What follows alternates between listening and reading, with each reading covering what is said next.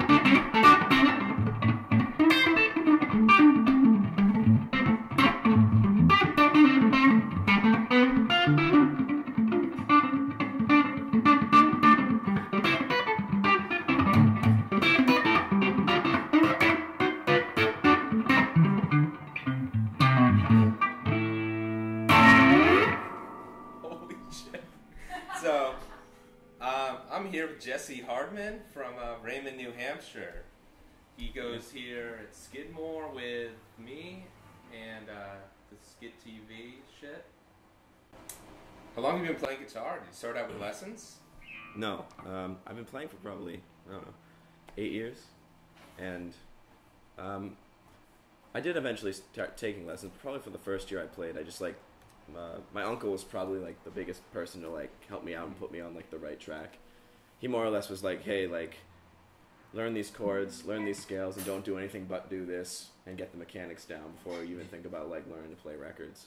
And then I went to, I think it was a good thing that that happened, because then I went into my lessons, and my guitar teacher was a guy named Charlie Cormier at Exeter Music, LLC, and he went to Berkeley, and he was really good about helping me out, just like picking out good records. He pretty much was just like, hey, what do you want to play, man? And I'm like, I really dig this stuff. I brought him, like, at the time I was like probably like Hendrix and stuff. He's like, okay, well, like, just teach you the albums and just go through them one song at a time. So it's pretty fun. So who are the big guys for you, the big guitarists?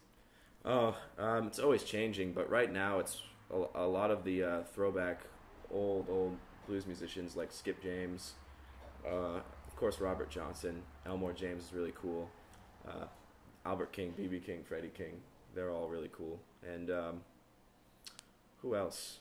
Muddy Waters is a really big influence. Mississippi John Hurt, he's really good. I think everyone should go listen to Mississippi John Hurt. He'll teach you how to live. Yeah, among others. Stevie Ray Vaughan, of course, is huge. Oh, you do a lot of cool fingerstyle stuff. Did you start fingerstyle and then move to the pick, or? I honestly just kind of, it was more like both. I kind of like didn't always have picks on me when I was learning how to play. So like if I had a pick, I would use it. If I didn't, I would just force myself some other way to play guitar without the pick. And like a lot of cool like music, like I like John Mayer's like finger styling kind of ways, like I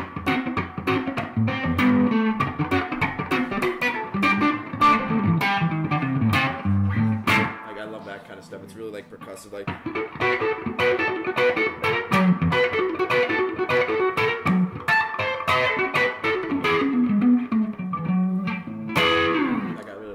stuff. So. Was John Mayer a big guy for you right from the start, or is No. that a more recent thing?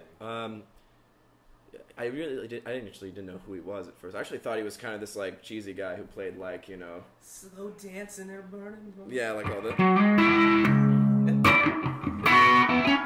but like, you know, like Continuum, cheesy pop shit. Cheesy pop stuff, but Continuum was the album that like got me into him. I got it for like Christmas randomly. I was like, who the hell is John Mayer? Like, who is this dude? Like, I was like, whoa, man. But I listened to it. I actually like dug the record, though I was kind of shy to admit that I liked his music, because everyone was like, dude, it's like, you baddies. Like, whoa. I don't know if I want to like say I like this guy, but his records after that too also I really liked. His newest one's really killer. But I started probably listening to him only a couple years ago and got into him pretty big. What are you playing today? What's this piece? This is a 1995 60s reissue Strat, American, and I bought this baby my freshman, going into my sophomore year of high school. I worked like my ass off all summer because I wanted my first real guitar, and I wanted to buy my first real guitar and not have someone give it to me. And so I worked my ass off, saved up like however much, I forget how much it cost. It wasn't cheap, and then bought it. And it's been like my number one guitar since. I play like, I also have a Fender Telly that I will play sometimes, Cherry Red. Feels pretty good. I also have another Strat, which is my first ever Strat, which, you know, it's like, it's not really, I play it now and it just feels like, oh, you know. Like, so like this piece of shit here. I mean, no, man, I think if you dig that guitar, that's one for you. It's all subjective. Like, it's the, I think tone comes from the hands. And so, like, when you pick up a guitar and if it feels right, then that's the guitar for you. Like, Clapton played a Mexican Fender Standard. It was one of his, like, top 4 guitars in his rig. And, like, you know, people who frown on Mexican-made Strats, like, you know, people dig them and use them. So I don't think there's anything wrong with whatever brand it is, as long as you can get a good sound out of it. As long as it's right here. Yeah, man. So you do a lot of really cool stuff where you pretty much accompany yourself. You know, I saw you at an open mic once, and you did, I forget what song it was. It was like an older blues song. Stormy Monday? Yeah, it was Stormy Monday.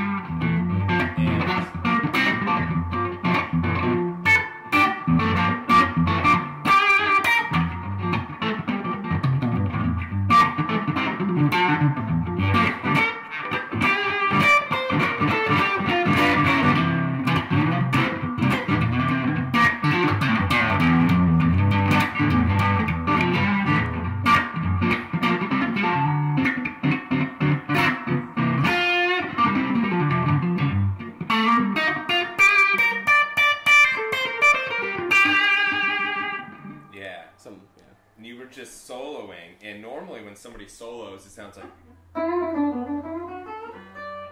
and it just doesn't sound good by itself. But somehow you had the, you know, proper rhythm, so you could solo all by yourself, and it didn't just sound like some dude soloing. Any advice on how to do that? I guess. What I really liked.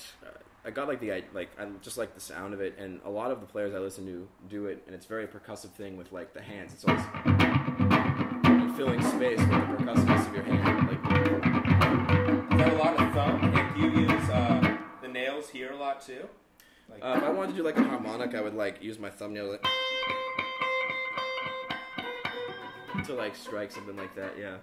I also I like to do like my rakes with my like pointer finger, like, or with my thumb, like.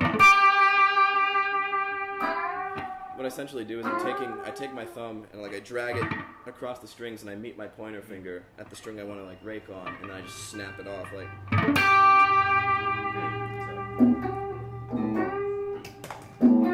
Yeah. Of course, then you've got to mute all up in here, so you get that cool, like, yeah, man, throaty raw sound. Yeah, I like combining like raw sound with like really elegant phrasing. Yeah, that's like something I'm like working on, like trying to get better at. And like Hendrix did it a lot. Like he would literally play rhythm and lead at the same time, and I thought that was an interesting like challenge to take up. And like, you know, how would you do that? You know, he's doing things like.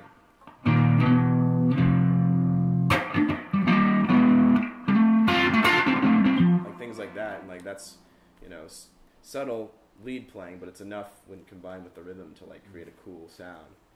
And like my advice for doing that is really learn. I think it's about taking your time with when you're playing something. So like a lot of people, when they're like playing a rhythm, like they want to go into the solo and they stop the rhythm. But if you keep coming back to it, kind of like.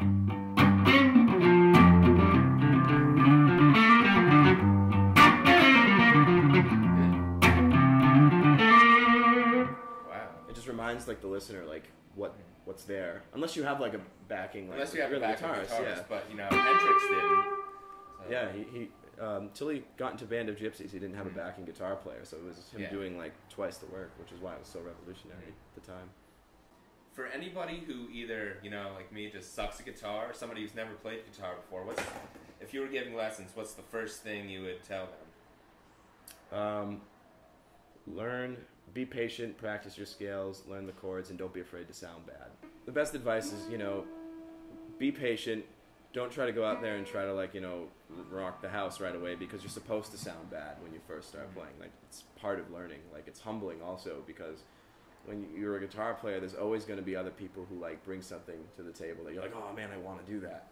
And you're never going to get over that feeling. And so being somewhere where you're humbled and just kind of learning the, and then learning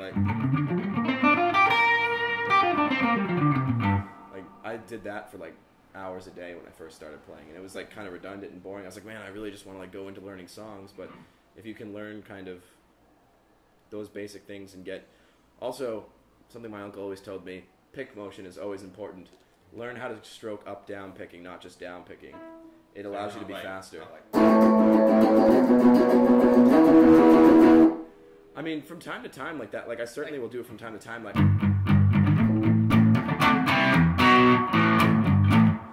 when I'm soloing, it's hard at first to get that in your mind. Yeah, I just think of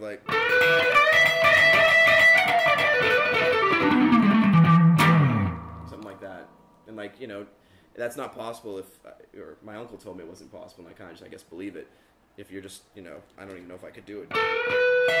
See, I'm even doing upstrokes there. It's trained in your brain. If you get to that point, if that's a good place to be. You just need to make it automatically happen without thinking about it. Speaking of automatically happening without thinking about it, how the fuck do you improvise like that?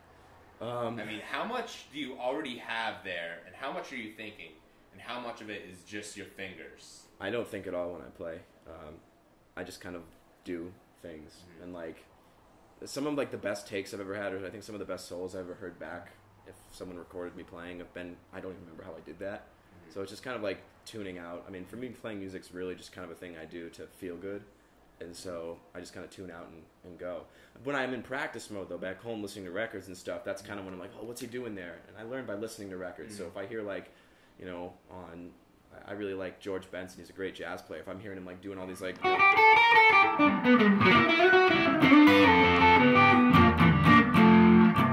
like that, I'm like, I want to learn how to do that. So I just, sit down and, essentially try to copy it until, I can put a spin on it in my own way. Hopefully I'm doing that now.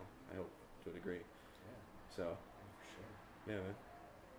All right. It's been nice having you. Yeah. Thanks. It's been cool.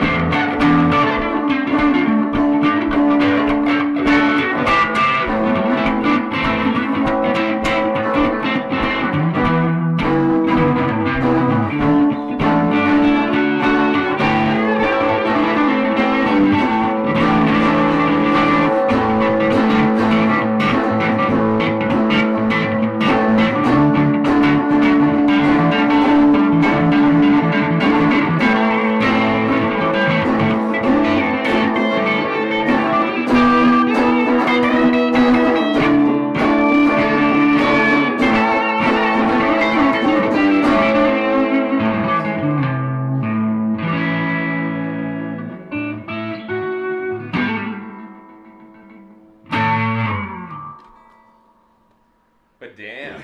That was good. That was fun.